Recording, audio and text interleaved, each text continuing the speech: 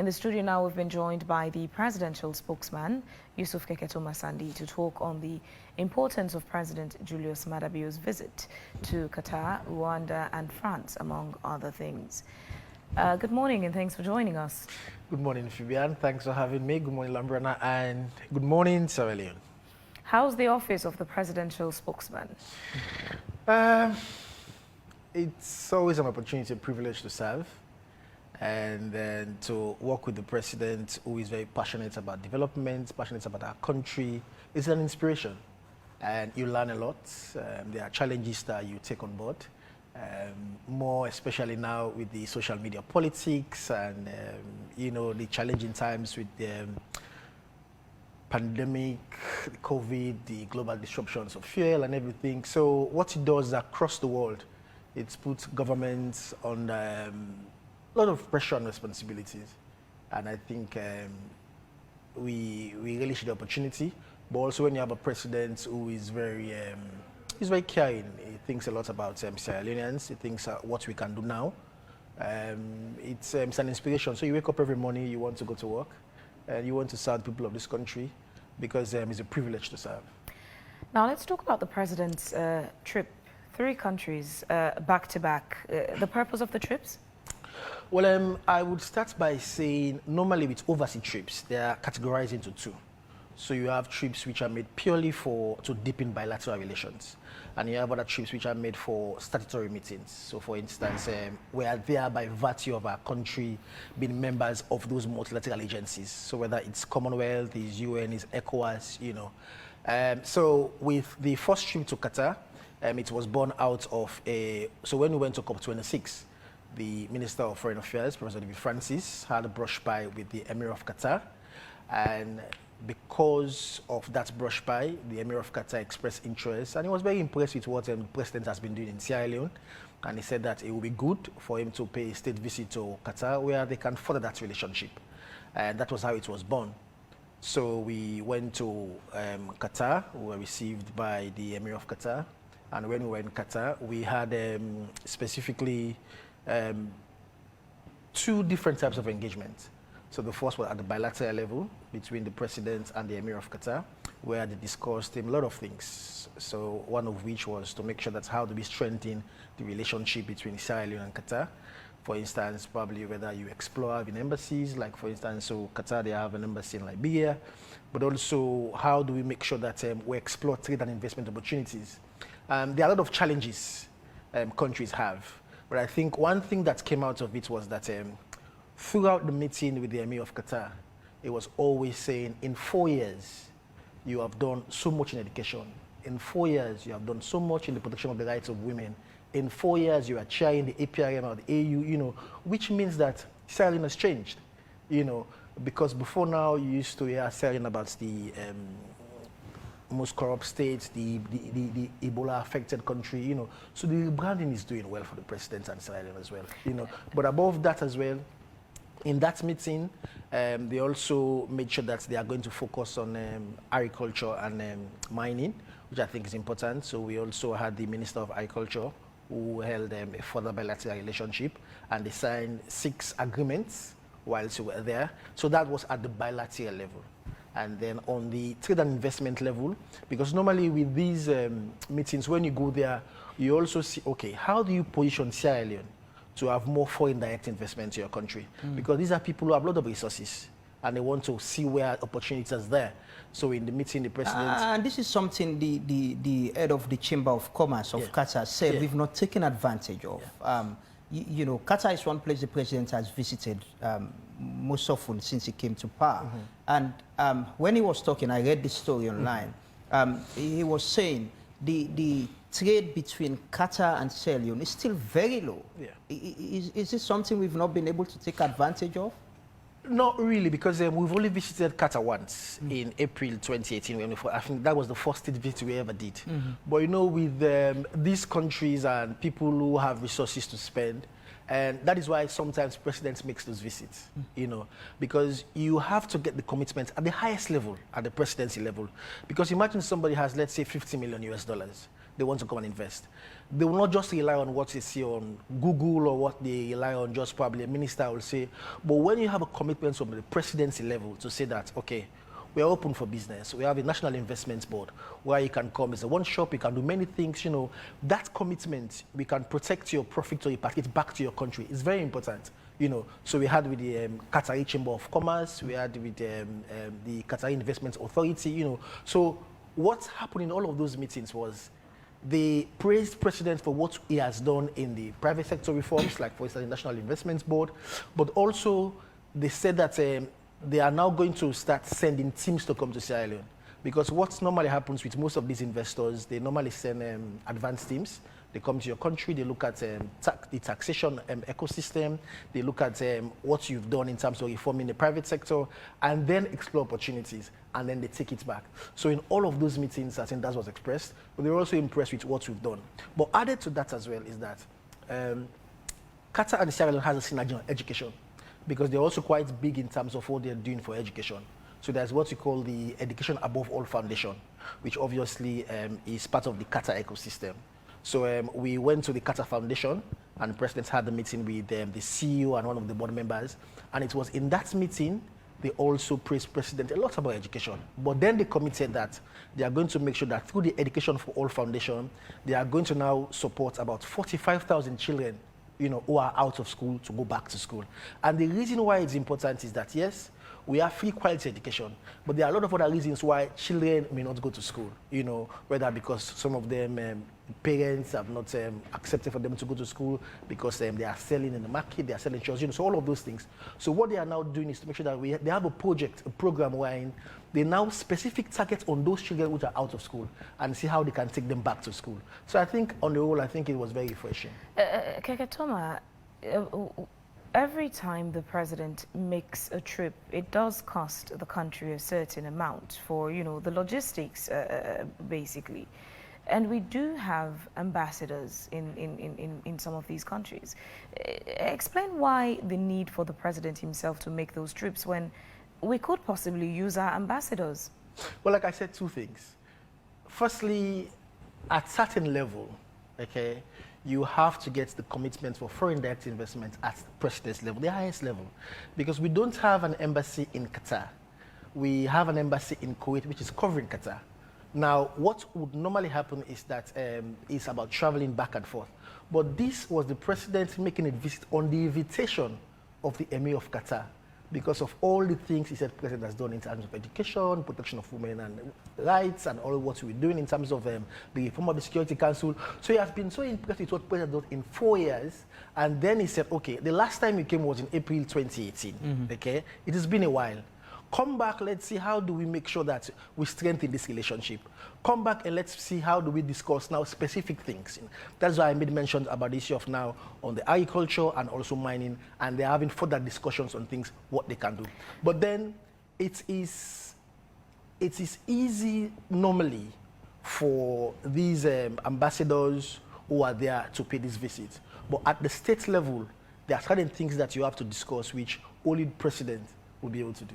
So all the trips the president has made since his inauguration into office to now, all those trips, not a single one of them, we could have had one of our ambassadors make a representation on behalf of the country? No, because that's the first thing.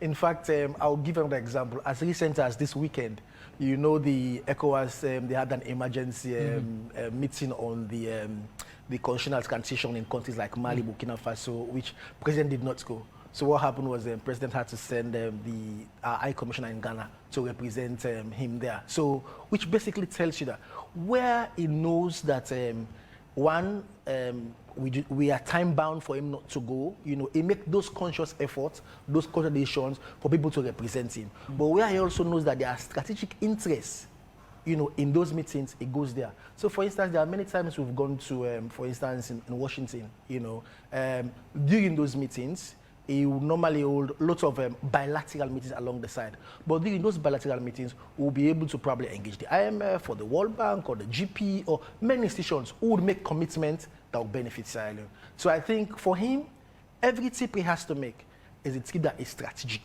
And then he always have to weigh what are we getting in return and why he has to be there. But for instance, like in Rwanda, most of these other meetings that statutory meetings that as presidency level you have to be. Okay. The president moved to Rwanda and then to France. The Commonwealth meeting and then the education, the UNESCO education committee meeting as well, of which is co-chair.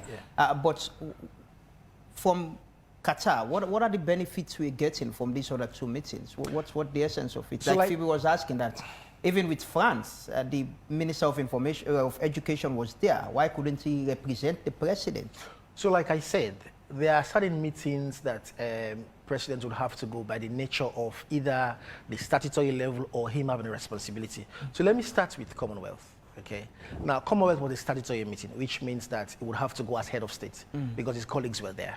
But there are two things normally why you go to this multilateral forum. Because when you go there, firstly, even though you go and you discuss about Commonwealth, about how you advance international cooperation and everything, but also it's a good opportunity to make sure that you meet your colleagues who ordinarily, so say for instance, Fabian, you are the president of, let's say, Vietnam, or president of, let's say, Argentina, and then Lambrana is the president of Lebanon. You know, if I am here in Sierra Leone, okay, I would have to go probably to Lebanon and then go to Vietnam, go to those countries. But then when you meet at a forum, it is easier for you to have your bilateral engagements on the sides. So that's normally also the other advantage of those multilateral meetings. So for instance, when the president went to Rwanda in Commonwealth, even though it was on the Commonwealth, he also used the opportunity to speak to the Prime Minister of Singapore, the Prime Minister of Belize, you know, to further our relationship. So imagine if the president had left Sierra Leone to go to Singapore and then come back. The president had left Sierra Leone to go to Belize and then come back, you know. So that would also be very costly as well. So that is one aspect of these meetings for bilateral engagement. And in those meetings as well, we also had commitment to support us for the UN security bid, but also to see how we can explore investment relations. But all of those heads of state, what was very striking was that, because most of them, for instance, when we met with the president of Rwanda, you know, President Paul Kagame, we all talk about how amazing Rwanda is. We all talk about how far they've developed, you know, but it's taking more than 20 years. So I was going to go to that. Rwanda is one of the countries in Africa that show the rest of the continent, the leaders in the continent and the world, that development is possible for Africa. We can get to that level where we're no longer qualified to be called a developing nation. What were the take-homes between President Bio and President Paul Kagame? So let me tell you what was the amazing thing. That because Paul Kagame is a role model for many African states, for many African leaders, it was the same Paul Kagame who said, Mr. President, in 4 years, I admire you so much what you have done in Sierra Leone. On the progressive reforms, on education, on the rights of women, on abolition of death penalty, on child APRM. So this was somebody who we all look up to, like you said, as a role model for Africa. And even when the president was there, they held a bilateral meeting. In fact, in the bilateral meeting, it was the president of Rwanda who was saying, Mr. President, yes, he said, I have done all of these things. Because obviously I've been in power now for more than 20 years, okay? But you only 4 years, but you have done so much for your country. And interestingly, after the Commonwealth meetings, they normally have what they call the concluding press conference. So in those press conferences, they will normally identify each leaders from probably a continent, you know. And it's because now he is the incoming chair of Commonwealth. In fact, President Paul Kagame had to select President Bio to represent Africa on the concluding press conference. So it tells you that what President Bio has done in Sierra Leone, you know, many of his colleagues across the world, especially somebody like Paul Kagame, you know, they hold him in a very high esteem, and they use him as a role model. In fact, when he was, when the Secretary General of the Commonwealth, Patricia Scotland, was even introducing, and he was saying, this is somebody who has done so much for his country, you know. But that resonates across all the meetings that we went. That heads of state, aside from the praises during the meetings, as you're putting it now, what were the take-homes from President Paul Kagame by our president? So, firstly, one of the take-home was that President Kagame is now going to probably send a delegation to come to Sierra Leone, because one of the things that they discussed was that President Bill said, listen, they say, we all admire you as president of Rwanda, what you've done and the leadership, you know. We want to learn from what Rwanda has done. You know, Rwanda had genocide, they had the bitter past, we also had wars, you know. What can we do to make sure that some of what you've done in Rwanda, you know, can be done in Sierra Leone? And then President Paul Kagame said, it's good. So what we're going to do, we're going to send a delegation, a team to your country to speak to people across board, in governance, in the private sector, Ministry of Trade, in agriculture, because they're doing quite well with coffee plantation and agriculture. You know, we are going to send a team that those team is going to provide what we call technical assistance to see how we can share experience in Rwanda with Sierra Leone, you know, and how we can make sure we strengthen this relationship. So that is one big thing as well, you know, because at the end of the day, Lambrana, countries don't move if they don't have the expertise. Two, if we don't have the resources, you know. But what we've done with the relationship between Sierra Leone and Rwanda is to make sure that at the presidency level, at that highest level, you have a camaraderie which is very inspiring, you know, because they respect each other, they admire each other. But also, secondly, they can now be able to use their expertise, all that they have done, all the experience, and share with Sierra Leone, which can be able to use to start to model some of the things that we do with Rwanda. It sounds like, I listened to the president, you know, at that press conference you're talking about. Yeah. It sounds like he admires Rwanda so much. Yeah. And one of the points he was making was about people. Yeah. You know, what the people are doing to get the country moving. In what context was he saying that? Was it that Sierra Leoneans, the people, are not supportive of governments, or we are not working with governments to help change things? It was just talking about the mentality of the people, okay? For us, the problem we have in Sierra Leone is that everything is just reduced down to politics, you know. By who? Is it by government itself and those in opposition? Not by government itself, you understand.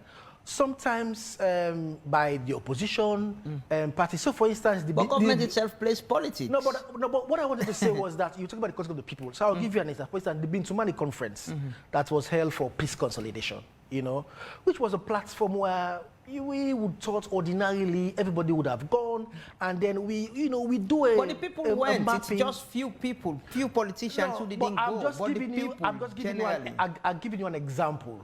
Of, so the people in that context, is it talking about the opposition? No. So people, that was just an example of the border people, segment of the people, so the opposition. But also in terms of even our own culture, our own mentality to what governments can do, what government cannot do.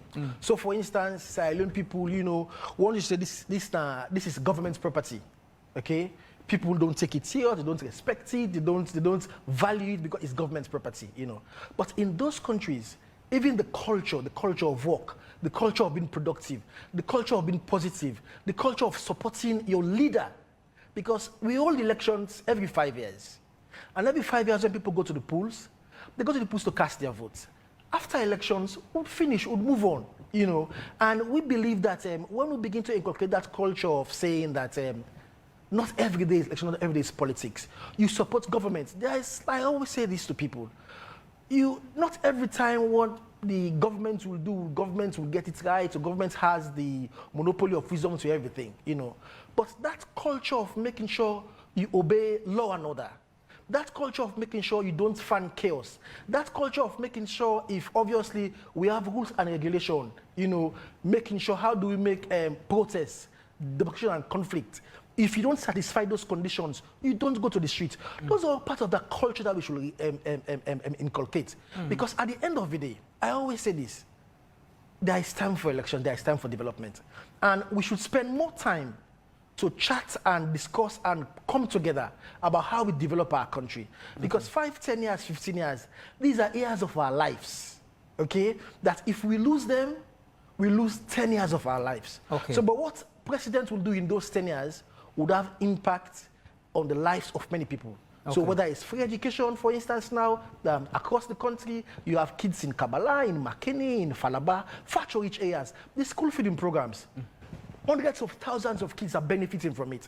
It is not because these are just kids who their parents support SNP. No. These are kids who are in areas who even support the opposition parties, you know. But the culture of supporting government, the culture of being patriotic, the culture of respecting law and order, the culture of making sure that not everything we should reduce to politics. I think that is what President was saying, that in Rwanda, there is respect for leadership. In Rwanda, there is respect for law and order. In Rwanda, people support processes. Okay. I think that was what you were saying. And in Sierra Leone, that is not happening. We are not saying it's not happening. What we are saying, there are challenges. And that is what, normally when I come to these programs, I always end by saying, I encourage us as Sierra Leoneans, okay? That's not every time we have to do politics. There are times we have to put to national cohesion, developing our country. Let's share experience, share ideas. Lamana, you would have an idea about development, which I would not have. But when we have these conversations, okay, you share them with me, I share them with you. We meet at a point. I will learn from you, you will learn from me. That is how our country has to move.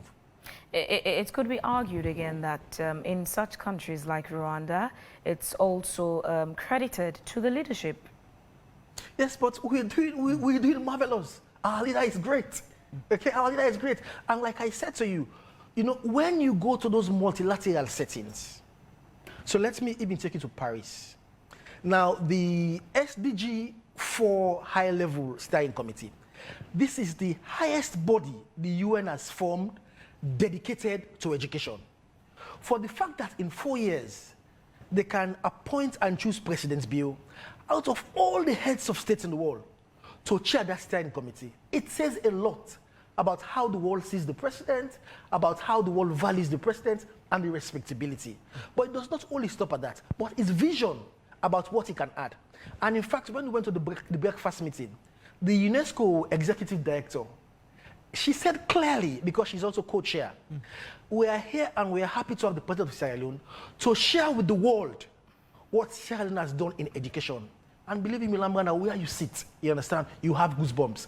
The UNICEF team that went, when they were talking to the president in the bilateral meeting, the director for global efforts, he said to President, Mr. President, in UNICEF, we are catching up with Sierra Leone. What you have done in education, on innovation, on the digital education, what you've done, you know, the many things you did during COVID for education, we are catching up with you, you know.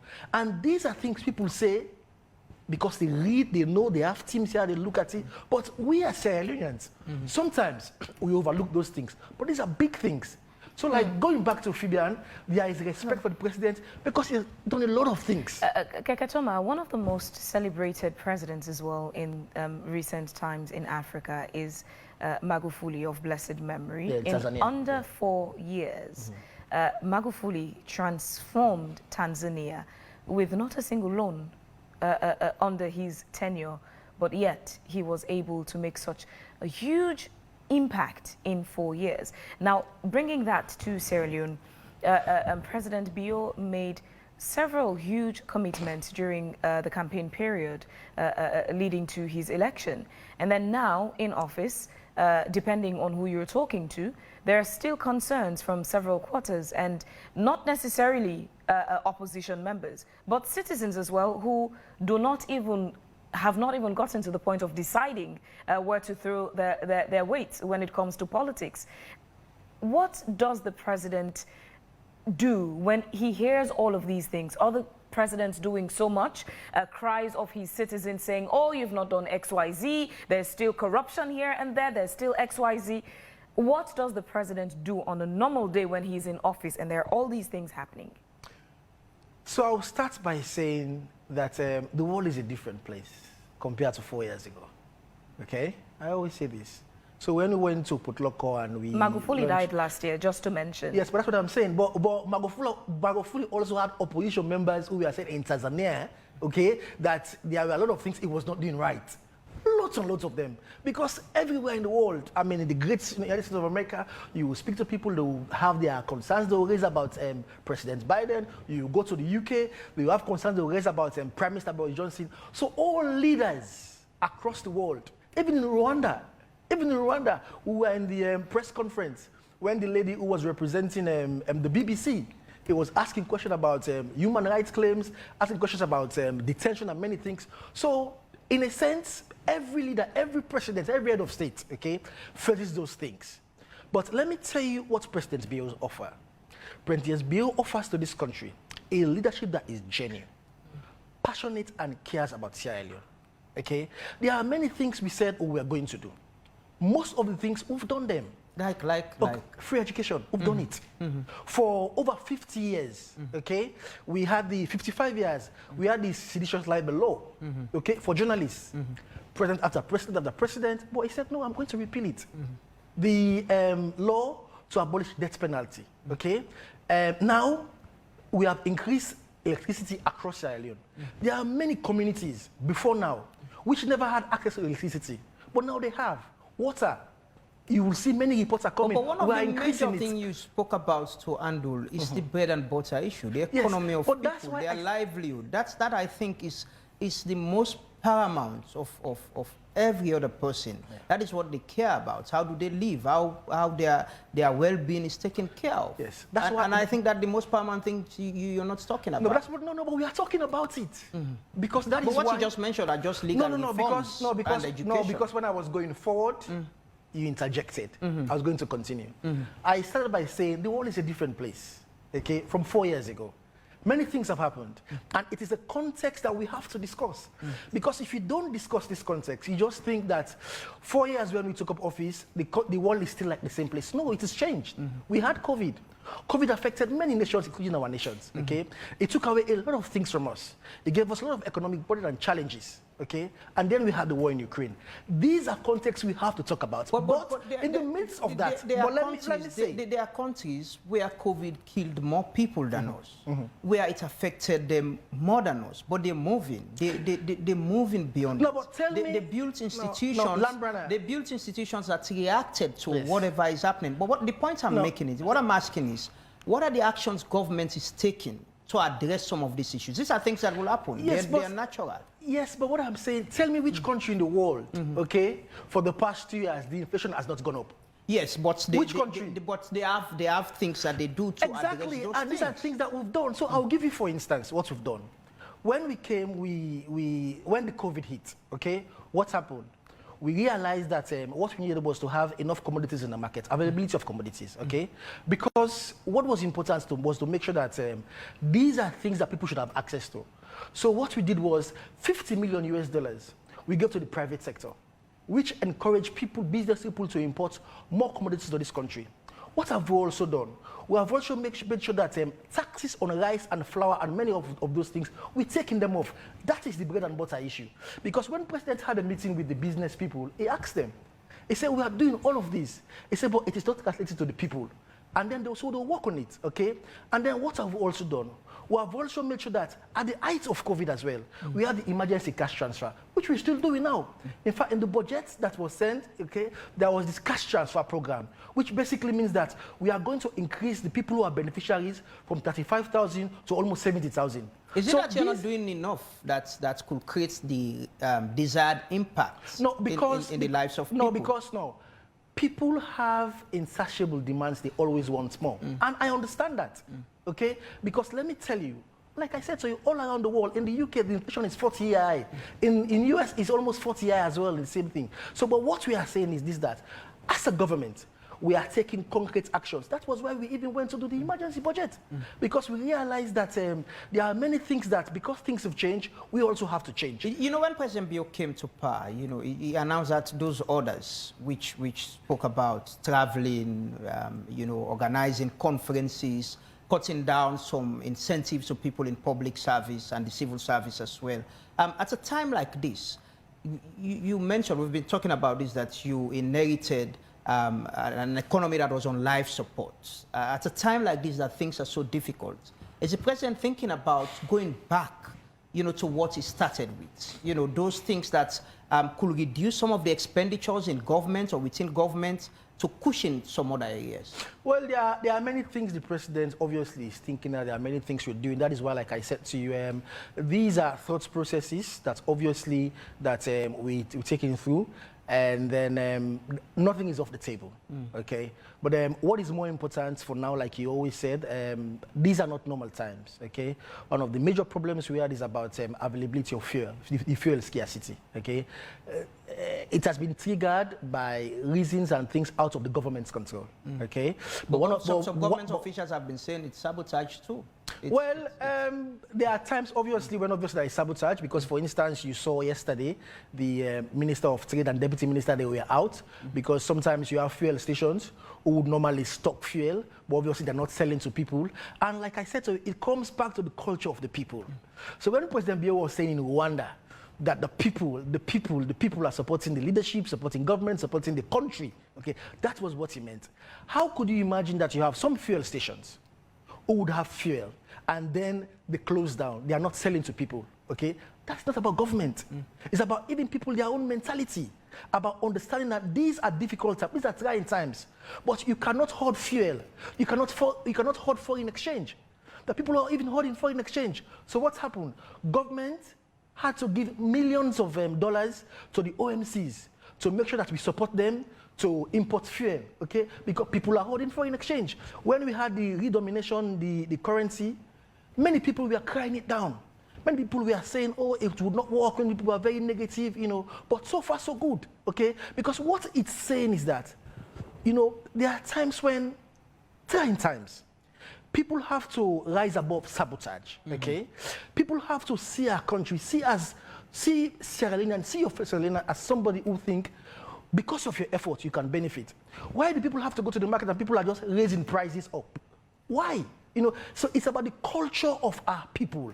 It's about making sure that during times like this, we look at our people and say, okay, what can I do as a Sierra Leonean if I'm selling my business, if I have a fuel station? What can I do to make sure that I ameliorate the suffering of ordinary people? If I have fuel, for instance, at my station, why wouldn't I sell? Why would I have to keep it and make sure that we have queues unnecessarily in places where it's not meant to be? So that is about the culture of the people. So we have to change it. The Sierra Leoneans are making, you know, government, the president himself has said these are not normal times, and call on people to make some sacrifices, which I'm sure a lot of Sierra Leoneans are adjusting themselves and the way they live their life as well, how they spend as well. There is this, you know, issue of fuel increase, and government spends a lot, even within governments. A lot of people within government who receive fuel cheats and have other allowances. I will ask again: is this something the president think, you know, can be reduced within government to save some money, and as well the way people travel, even himself on how he travels, how much we spend on it? Is this something that is given a thought to think about? Like I said, there are many measures and actions which are under consideration. You also have to make sure that some of these actions and considerations, you also want them to have the maximum impact. So it's not just about announcing them. It's about making sure that they have real impact on what actually affects the ordinary man, you know. And like you make mention, no, that's what I'm saying. So we are assessing them. We are assessing them. So for instance, if you want to say cut fuel, you know, say for instance, things like the travels and all of those things, you know, you also look at, okay, how much this would cost in real terms actually. And if we do that, where is this money going? What would happen next, you know? So those are the real impacting things that you have to think about, because it is one thing to talk about measures, but it's another thing to make sure that those measures that you implement, they have real impact on ordinary people. And that is why I made the mention about the issue about taxes that we've removed from rice and flour. Okay, we've done that as a government because we are compassionate, because we care. Okay, but why is it still that some of our businesses, our people who are importing, why is that not translating to the ordinary people? So these are the brainstorming things that we have to care about. And I come back to culture as well, as I was saying about the people, you understand? Why do you think that there are people, when EDSA would put transformers in communities, they will go and vandalize those transformers just to deprive communities of not having light? So those are the fundamental questions we have to ask ourselves about what is our responsibility as a Sierra Leonean towards our development, towards national cohesion, towards making sure that our country, we have stability, you know. So those are critical questions. So, Keketoma, as a Sierra Leonean citizen, are you comfortable being a Sierra Leonean and living in Sierra Leone right now? I'll say that I am you very, now as that's an what I'm saying. individual, Yeah. not as the presidential spokesman. Okay. So I will say to you that if even I was in UK, if I was in UK, if they ask somebody in UK are you comfortable in UK? You will say no. The reason being is that gas price is up.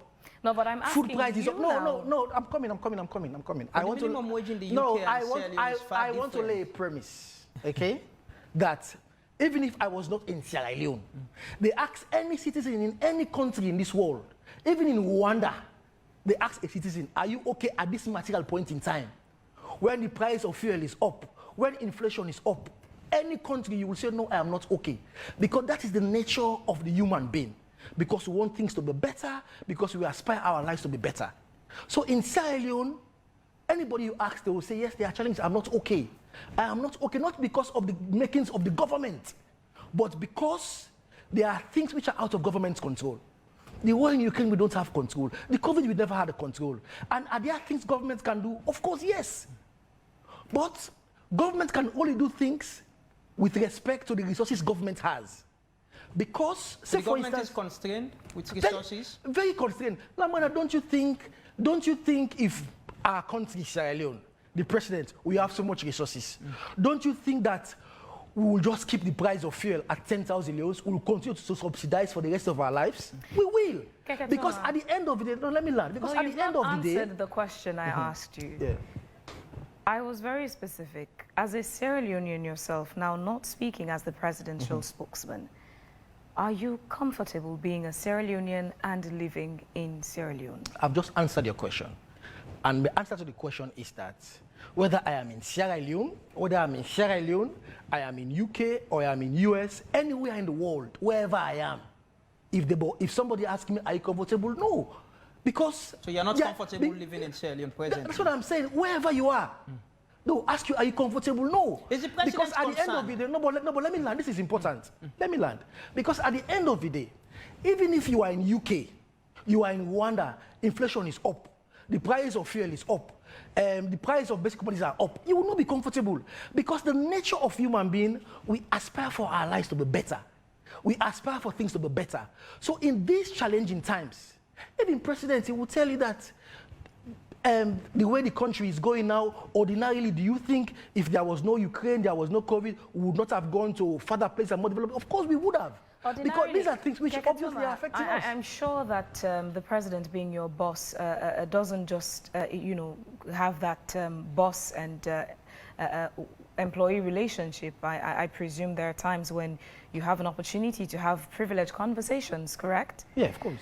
When you talk to the president, or normally his mood when he comes to the office, especially on days when there's a lot of concerns on social media, particularly from citizens, does the president come and look, celebrating, especially with all the praises that members of his government and his supporters rain on him, or is he really concerned about those people who do not have access to him, but who are affected drastically by some of the actions and inactions of the government? Yeah, but of course, this is the president who has said publicly on many occasions that there is hardship.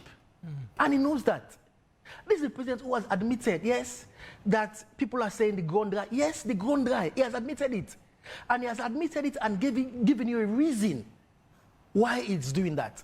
Many times, he has said to you, he has prioritized education, that he has invested so much in education, and now 2.5 million people and children are now benefiting from education. School feeding program. Children who are in far to rich areas, more than 600,000 children are benefiting from a school feeding program.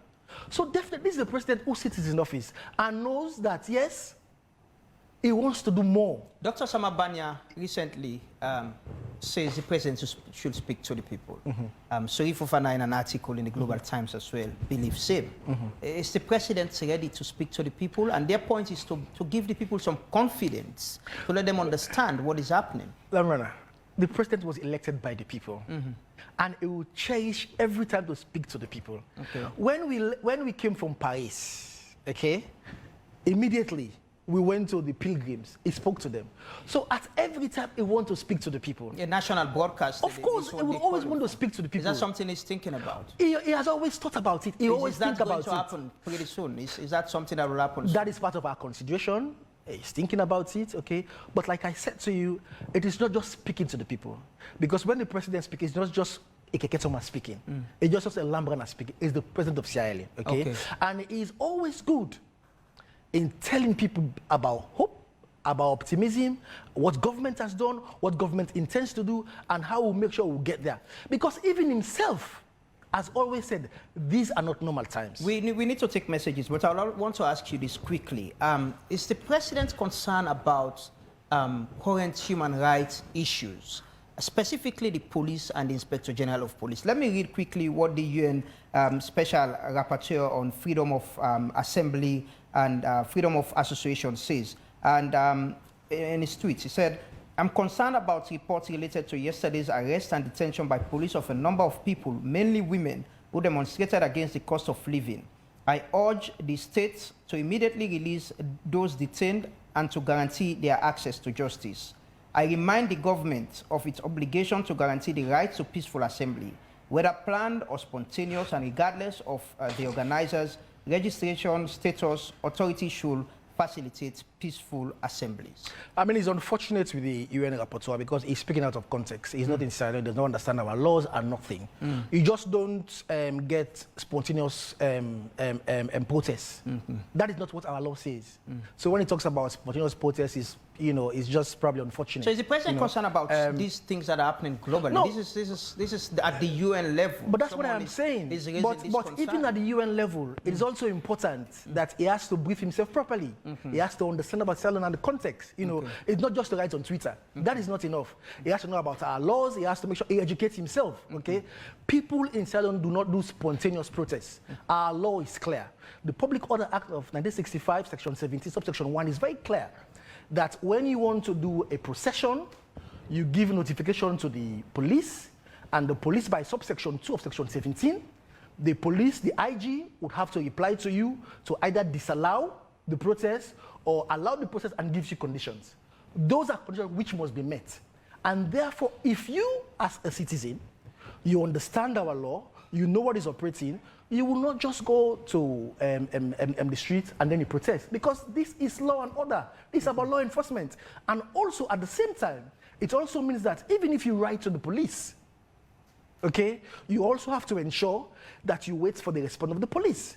Because that is what subsection 2 of Section 17 is saying, that you wait for either the IG to either disallow or allow it on the condition set on the basis of public interest. There has been call for the president to relieve the IG, calls for him to even resign. Is the president satisfied with the work of the police, of law enforcement, especially by the police? Is he satisfied?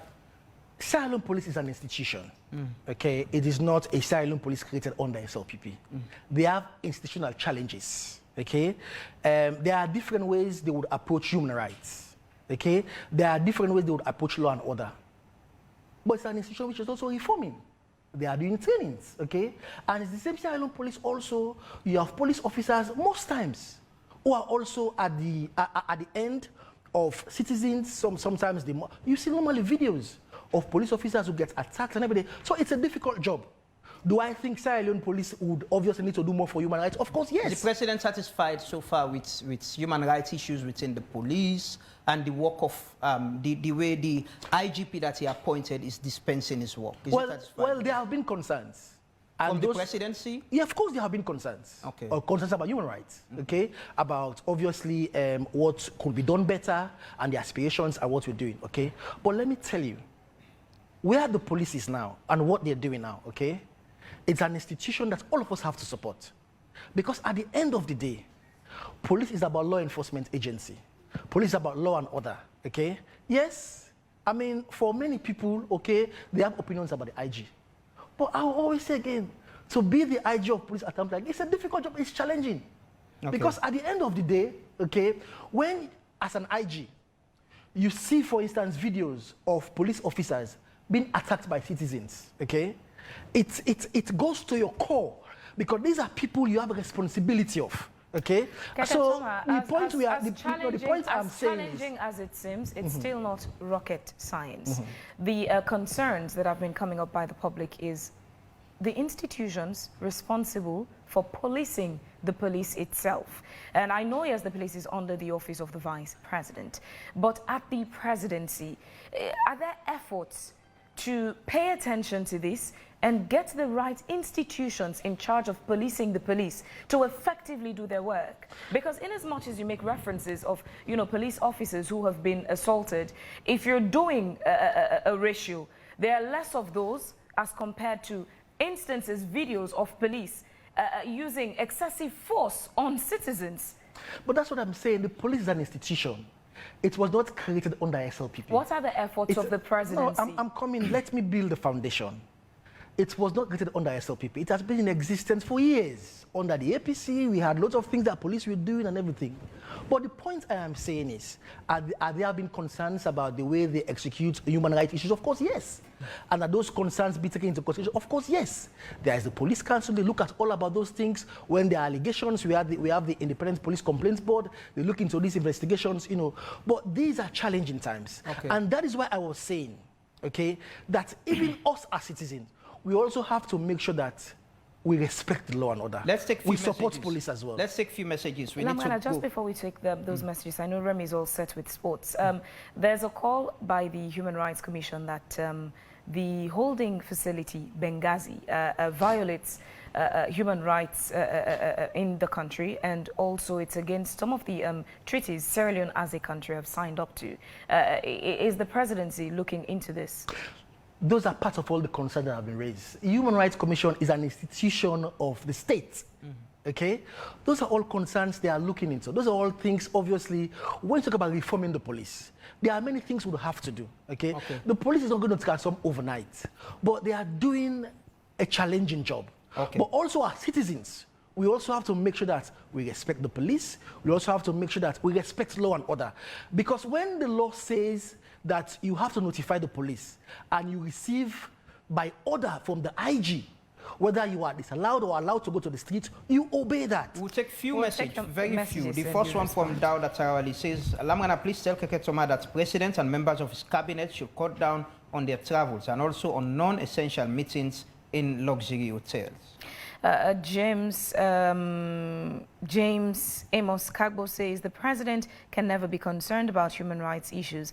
How could a president justify the killing of over 100 prisoners and opposition and brand opposition as terrorists, when in actual fact there are audio evidence of people at the prison as early as 5 a.m. before the massacre took place, and the presidential guards at 8 a.m. For the big camera says Sierra Leone is bigger than Rwanda as far as I am concerned. We just need a good leadership to fix the problem of our country. Abdul Ekagbo says, remind Keke that Sierra Leone is a signatory to international laws. We shouldn't have assented if we value our national laws. The final one I'll take is from Suleiman Soare. He says, President Bio has indeed done enough to address some of the challenges this nation is faced with. Let's be realistic. This is a global problem and it will possibly be solved soon. Mohammed Tito is asking, Keke, are you speaking to protect your position, or are you absolutely filled with the common citizens in the country? The final the economy is blotted. Nothing is good about it, Keketoma. The final one I'll take is from Nelson Nano. He says, 3 weeks back, the U.S. President Joe Biden, in a speech to his citizens, said he is not okay due to the present challenges. In that speech, he urged the gas and oil companies to play their positive roles in adjusting the prices. And my final message is from Lamin P. Albert. He says, okay, Keketoma, watch your words. Soon you will be in opposition and your words will be used against you. Okay, quickly, we have, you have 1 minute. Yes, so I thank obviously all the Texans. Obviously, it's participatory democracy. People have to give their comments. But two things. Firstly, somebody said what we're experiencing now is a global issue. Of course, it's a global issue because these are things which are out of government's control. But what we are also doing is to make sure that we are taking measures. For instance, I spoke about the credit facility for the investors. With the fuel scarcity, what we've also done is to make sure that we support the OMCs with foreign exchange. In fact, we've spent more than $50 million just for the OMCs, to help them to import fuel to come to this country. So there are many things we've done. Okay. And there are challenges, of course, we know. These are not normal times. But what Sierra Leone is going through, we are not unique to it. Countries like the UK, the US, around the world, inflation is high in all of those countries, you know. But at the presidency level, one thing I will assure you and our citizens is that we have a president who is honest, a president who cares, somebody who is committed, and somebody who wakes up every morning. I want to do the best for Sierra Leone and the best for our people. Thank you very much, Yusuf Keketoma, presidential spokesman from State House, for talking to us this morning.